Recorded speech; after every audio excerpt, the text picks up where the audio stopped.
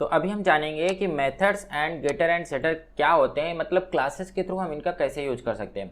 अभी तक हमने देखा कि क्लास क्या होती है, इनको कैसे डिक्लेयर किया जाता है, कैसे हम कंस्ट्रक्टर बनाते हैं, ओके, ये सारी चीज़ें देखी। फिर हमने देखा कि कैसे ऑब्जेक्ट्स बनाते हैं, ओके। तो यहाँ तक तो सारी चीज़ें ठीक थी, लेकिन यार अभी एक्चुअल में हमने कोई क्लास का यूज ही नहीं किया है एक्चुअल में देखा जाए तो अभी चलिए हम क्लास का यूज़ करते हैं। देखो अभी देखो यहाँ पे हमने कुछ मेथड्स बना रहे थे, हमने यहाँ पे देखो मेथड्स वगैरह पढ़े थे, मेथड, ओके। यहाँ पे हमने क्या किया था, मेथड बनाया था अपने हिसाब से, ओके। तो क्या हम क्लास में, इस क्लास में अगर मेथड बनाएं एंड फिर क्या हम उसको दूसरी क्लास में एक्सेस कर सकते हैं।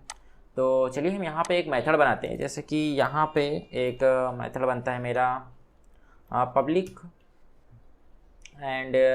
एंड फिर इसके बाद वाइड। वाइड इसलिए लगाते हैं कि अगर कुछ रिटर्न नहीं करना रहता तो वाइड लगाते हैं, अगर कुछ रिटर्न करना है तो जो रिटर्न करना है वो डेटा टाइप यहाँ पे लिखते हैं, जैसे कि इंट, स्ट्रिंग, बूलियन, ओके, इस तरीके से।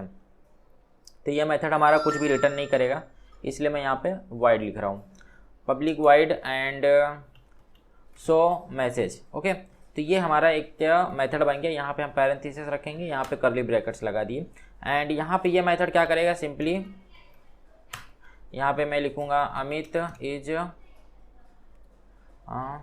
Is talking, okay. तो सिंपली ये हमारा क्या हो गया, एक मेथड बन गया।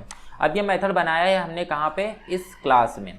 लेकिन अगर हमको इस वाली क्लास में अगर मेथड एक्सेस करना रहेगा तो हम कैसे करेंगे, तो हम सिंपली क्या करेंगे, इसको मैं कमेंट कर देता हूँ। हम सिंपली क्या करेंगे, अपनी इस क्लास का सबसे पहले ऑब्जेक्ट बनाएंगे। ऑब्जेक्ट बनाने के बाद ये हमारे पास एक क्या आ गया, ऑब्जेक्ट आ गया। ये हमारे पास एक ऑब्जेक्ट आ गया user3, ये हमारा ऑब्जेक्ट आ गया। अब इसके आगे जैसे ही मैं डॉट लिखूँगा तो इसके बाद देखिए यहाँ पे मुझे क्या दिख रहा है, show message, okay, show message.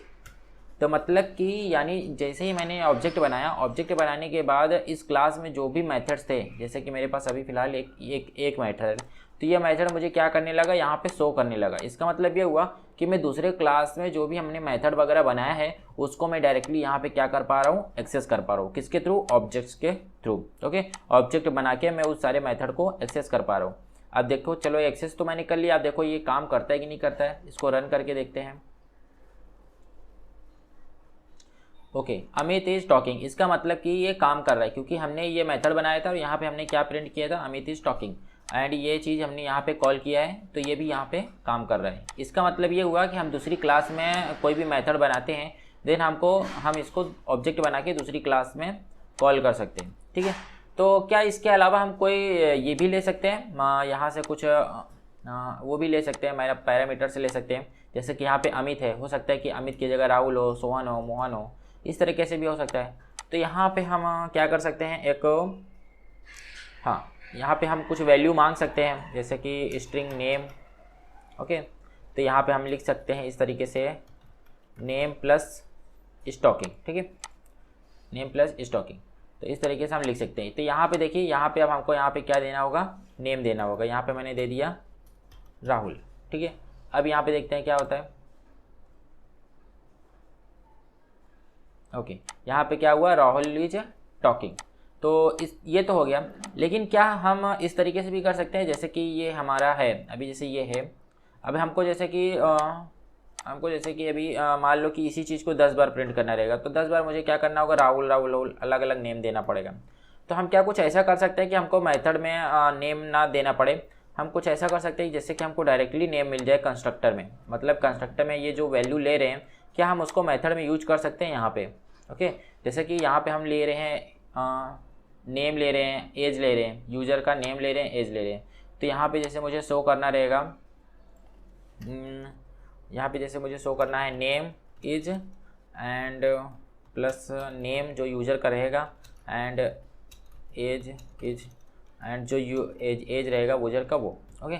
तो क्या इस तरीके से हम कुछ काम कर सकते हैं, जो हम कंस्ट्रक्टर में वैल्यू ले रहे हैं तो क्या उसको हम कुछ काम कर सकते हैं, यहाँ पे काम में ले सकते हैं। जी हाँ, ज़रूर ले सकते हैं।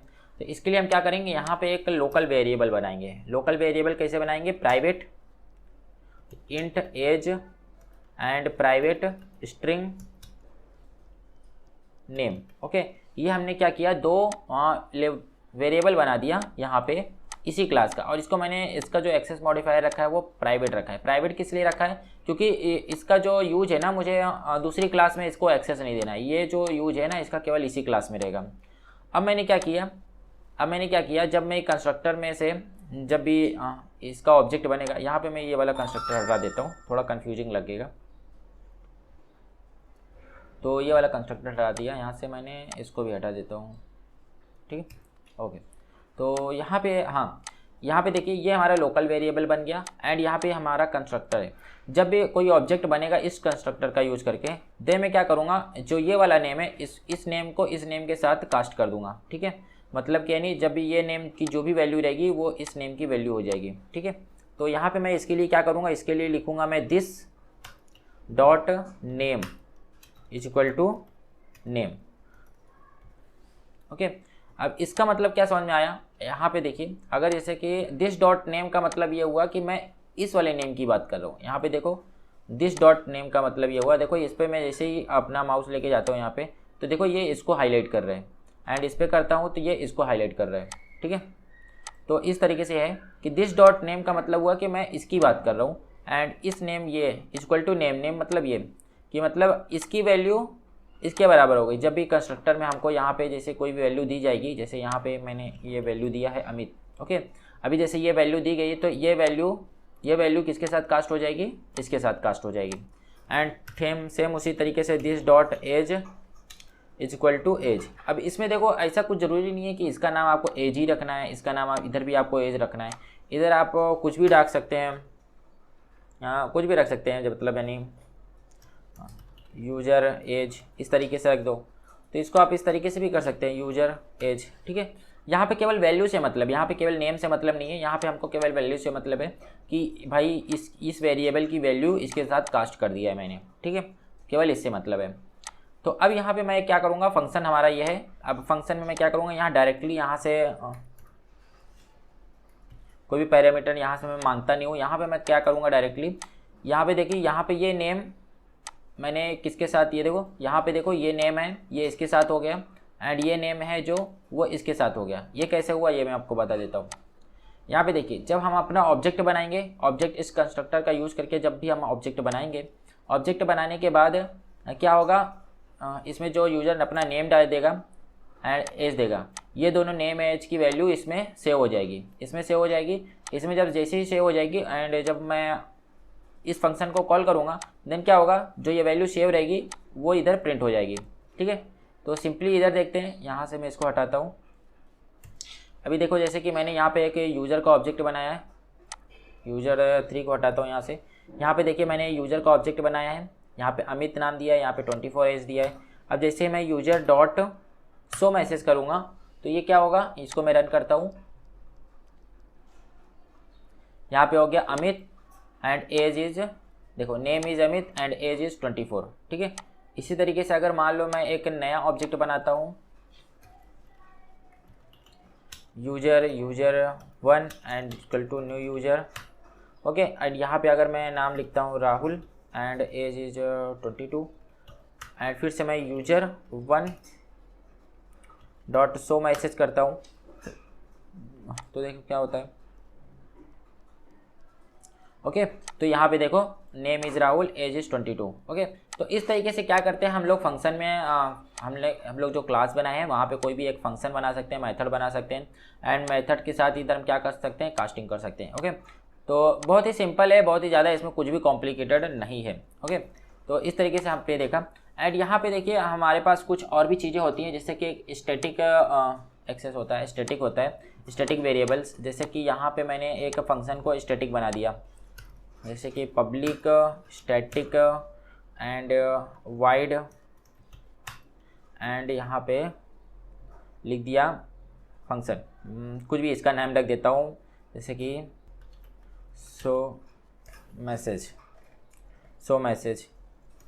शो मी, कुछ भी हो सकता है। एंड यहाँ पे मैं प्रिंट आउट कर देता हूँ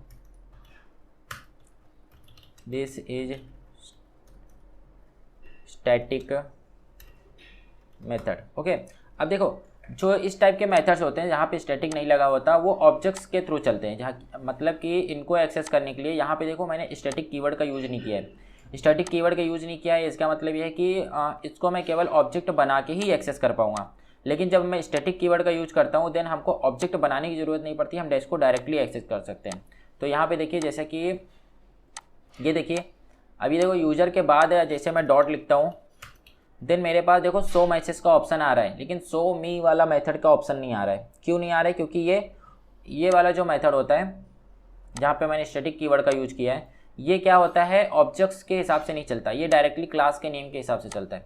अगर मुझे इस वाले मेथड का अगर यूज करना है तो मैं क्या करूँगा, कैसे इसको यूज करूँगा, इसको मैं यूज करूँगा डायरेक्टली यूजर लिखूँगा, क्लास का नेम लिखूँगा एंड उसके बाद डॉट लगाऊंगा, तो यहाँ देखो मुझे शो मी का ऑप्शन आ गया। ठीक है, तो इस तरीके से हम क्या करते हैं, स्टैटिक कीवर्ड का यूज करके हम डायरेक्टली फंक्शन को कॉल करते हैं बगैर ऑब्जेक्ट को क्रिएट किए हुए। ठीक है, तो बगैर ऑब्जेक्ट को क्रिएट किए हुए हम क्या करते हैं, डायरेक्टली फंक्शन को कॉल करते हैं। अगर आपने स्टैटिक लगा दिया देन आपको फंक्शन को ऑब्जेक्ट बनाने की ज़रूरत नहीं है, आप डायरेक्टली फंक्शन को कॉल कर सकते हैं। ठीक है, तो इसका मैं तो काफ़ी ज़्यादा यूज होता है। ये देखो मैं आपको रियल लाइफ एग्जांपल में बताता हूँ। जैसे कि मैंने यहाँ पे क्या किया है, मेरी एक एप्लीकेशन है, मैंने क्या किया है, माय फंक्शन नाम से एक क्लास बना दिया है। ठीक है, तो इस क्लास में मैं क्या करता हूँ, इस क्लास में मैं अपने छोटे मोटे जो भी फंक्शन लेते हैं सब मैंने लिख के रखा है और सब जो है स्टैटिक फंक्शन है। ये देखो स्टैटिक फंक्शन है, देखो ये सब स्टैटिक फंक्शन है। ठीक है, तो इससे क्या होता है कि मुझे जब भी काम पड़ता है तो मैं इस क्लास का नेम लिख के डायरेक्टली ये फंक्शन को कॉल कर लेता हूँ। ठीक है, तो इस तरीके से ये काम करता है। अभी जैसे डेट फ्रॉम टाइम, अभी देखो इसका मैं अगर यूज को देखूँ कहाँ पे मैंने यूज किया है, तो देखो यहाँ पे देखो, यहाँ पे मैंने डायरेक्टली फंक्शन को कॉल कर लिया, ये तो यहीं पे आ गया। हाँ,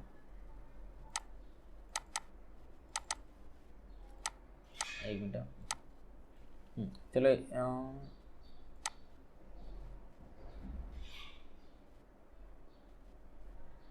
चलो इस फंक्शन के बारे में देखते हैं।